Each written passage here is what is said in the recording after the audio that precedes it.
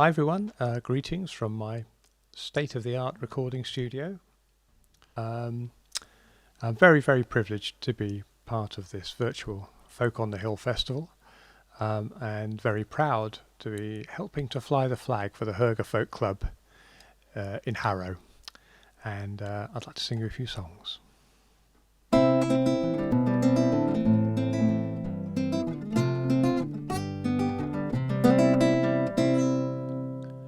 There was a man who, when he won stuff on the stalls at village fairs, would always choose the tortoise, not the goldfish, not the teddy bears.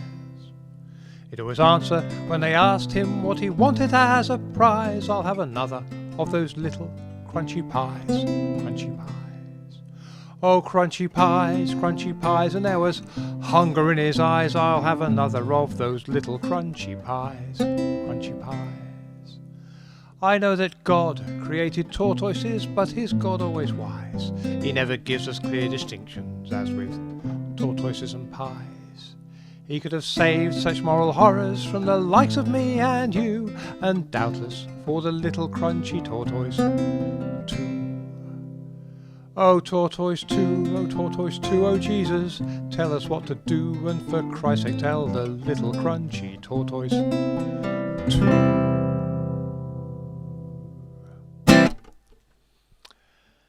Thank you. That was a song that Jake Thackeray wrote for his children, just to entertain his kids at home. I'm going to sing you a few more Jake Thackeray songs over the next 20 minutes or so. The next one's a very different kettle of fish, really. This is a song that Jake said was about the human condition, which he said he was in most of the time. This is a song called The Hole.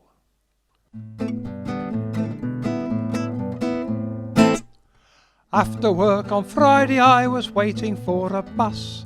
Me mouth was dropping open and me gaze was vacuous, and in the British workers' classic pose I was leaning on a door. When halfway down the wormy woodwork, quite by chance I saw a little hole. I don't know why I did it, I'm an impulsive sort of bloke, but I suddenly felt like giving that little hole a furtive poke. So I stuck me finger in and then I wiggled it about, but once I'd got the bleeder in, I couldn't get the bleeder out of that hole. The hole, just a little hole in a door opposite the bus stop of the number 74. Suddenly my humdrum life was out of my control when I set me wretched eyes upon the hole.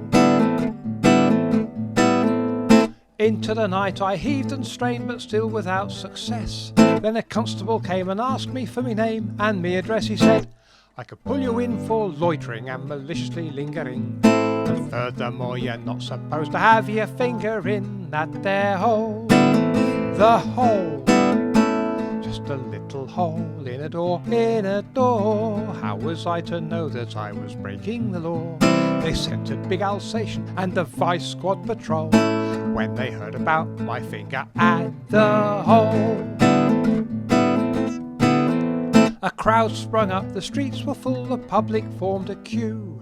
The national press and the BBC got ready to interview. They said, "Just smile please for the cameras and do stop fidgeting. Tell the world just what it feels like with your digit inside a hole." The hole, just a little hole in a door, just a small dark recess, nothing less, nothing more. It may seem quite absurd, but it is anything but droll, posing for your picture with your finger up a hole. They sent a special doctor with a special rubber glove and a very special finger and a very special shove. And he poked around and stroked around and he wrote down in his book, "The patient is doing nicely, but he's got his finger stuck up a hole." The hole, just a little hole in a door. Then up came the fire brigade with choppers galore. The door flew off its hinges, it was quite a rigmarole. They dragged us off to prison, me, the door, and the hole. And when I appeared in court I cried, "Me lad, it isn't fair. Mankind will always poke at holes, me lad, because they're there. I'm innocent, I've drunk too deeply from life's bitter cup. And if you don't believe me, stick your worshipful finger up any old hole. The hole, just a little hole in a door, seems I've got to live with it for now and evermore. So figure, come and give a wash and brush up to me soul, for I'm off to meet me maker with me finger up an everlasting hole.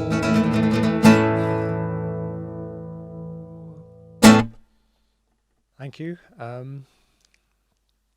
Jake had an affection or an affinity for the people at the bottom end of the scale, the people who didn't get the fairest crack of the whip. And he had a particular fondness for those people who would just plough their own furrow, not really worry about what other people think, just do their own thing. The woman in this next song is certainly an example of that. This is The Hair of the Widow of Bridlington.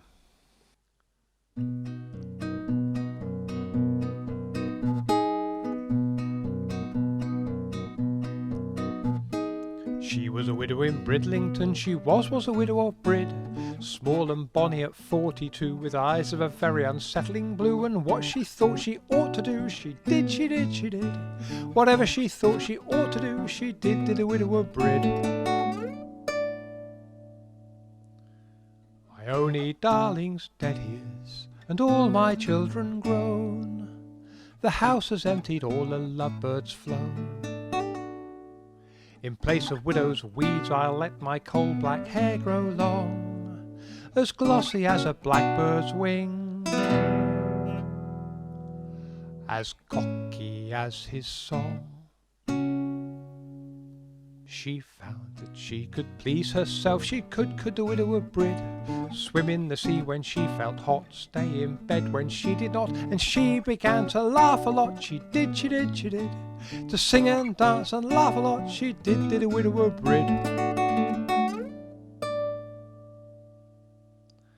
And some days she would drop the shopping, leave the bed unmade, and sit till evening on the esplanade. She'd sometimes go to church and call on Jesus by his name. She fed as any blackbird would. Whenever hunger came,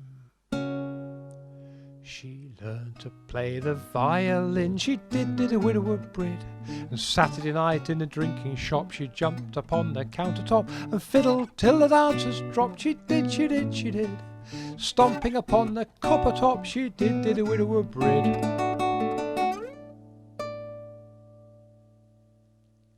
And she was fond of fishing boats and all their bearded crew, and partial to a salty kiss or two. Some of them would gruffly whisper, marry me and stay, but blackbirds do their singing from a different bush each day. She had the massive motorbike, she had the widow of Brid, and so she could, when so she wished, ride back home early morningish with her hair in the air and smelling of fish. She did. And every time of a different fish, she did the widow of Brid.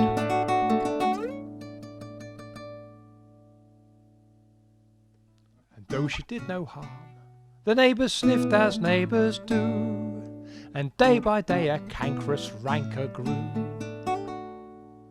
Many a pair of front room curtains twitched and shook with rage, for she was wild as blackbirds are, and they were in a cage. They came and smashed her window panes, they did to the widow of Brid, spat upon her cycle shed, dragged her out of her Sunday bed, and cropped her hair and shaved her head. They did. They chopped the hair and shaved the head, they did of the widow of Brid. And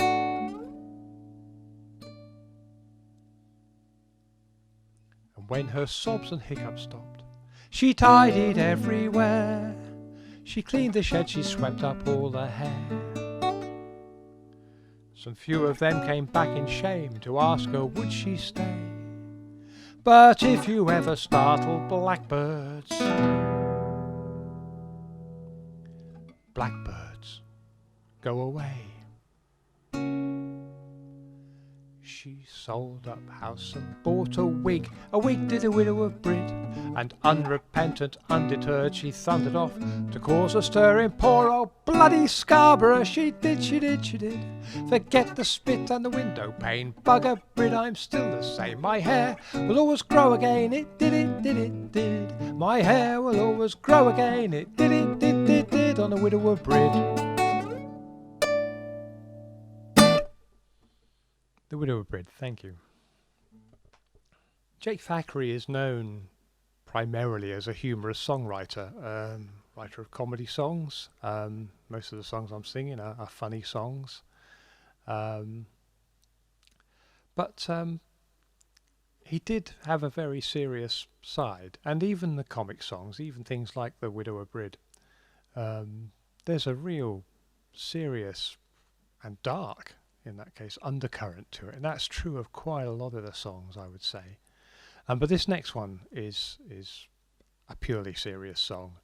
This is Jake's reflection on the First World War, and it's called Remembrance.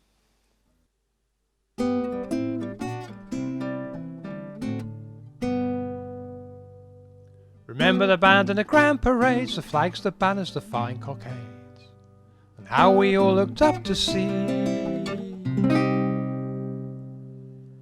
the king upon the balcony, who told us we were young and brave, we'd never become the foreigner's slave. If the foreigner comes off best, he said, you'd be better off dead. And this was a couple of weeks before we got killed in the war.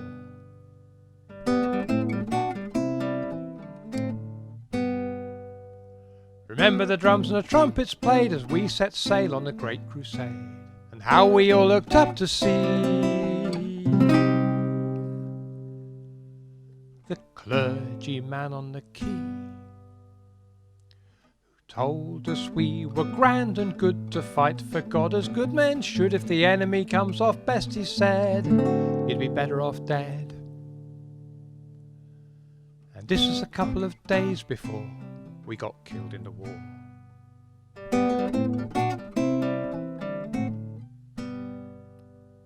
Remember the night before the raids, as the guns began the cannonade, and how we all looked up to see the captain of the company, who told us we were bold and strong, let fame and glory spur us on. If the enemy comes off best, he said, you'd be better off dead. And this was a couple of hours before we got killed in the war.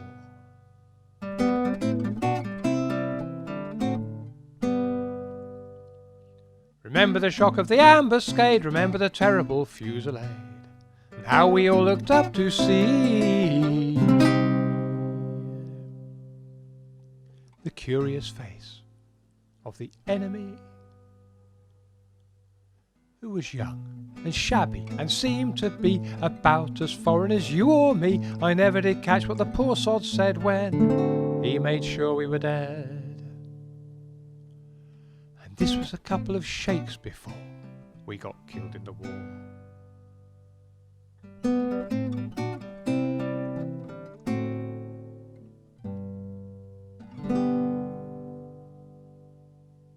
The Remembrance. Okay, I'm going to finish up now with a final song, and this one's for Jim Titmus, without whom none of this would have been possible, or even necessary probably. But we all owe Jim a great deal of thanks, and I hope that before too long we can all go and buy him the pint that he deserves for putting all this together and giving us such a great range of entertainment. But until then, Jim, you'll have to make do with this song, which I know is a favourite. This is Sister Josephine.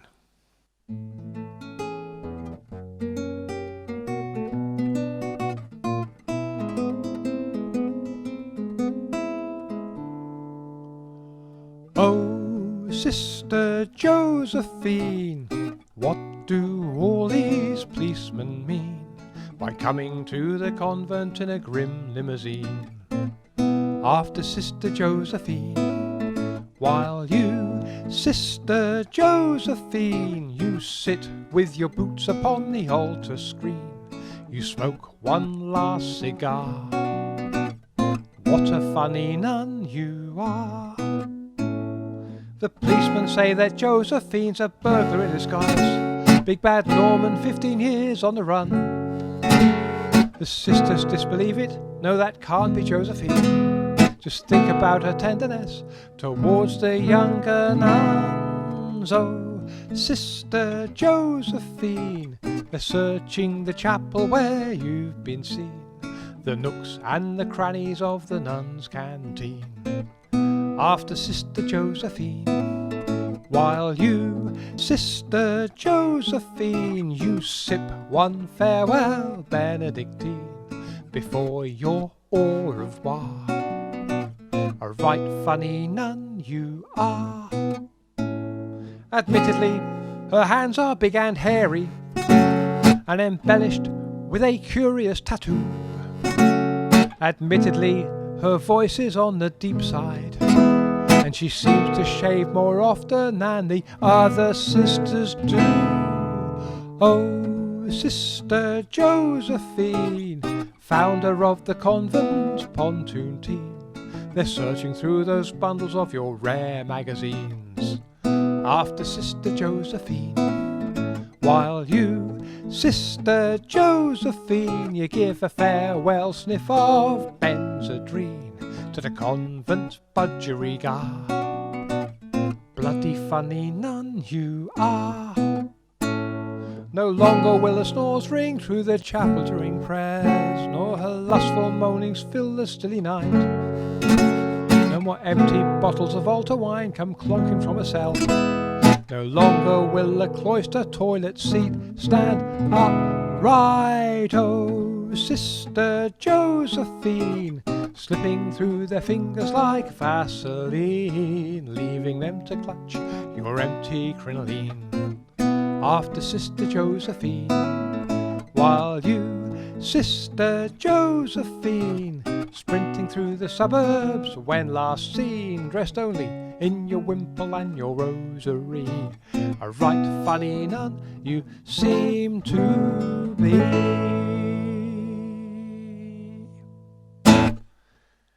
Thank you very much. Enjoy the rest of the festival. I hope we can all meet in person before too long. Thank you very much. Bye-bye.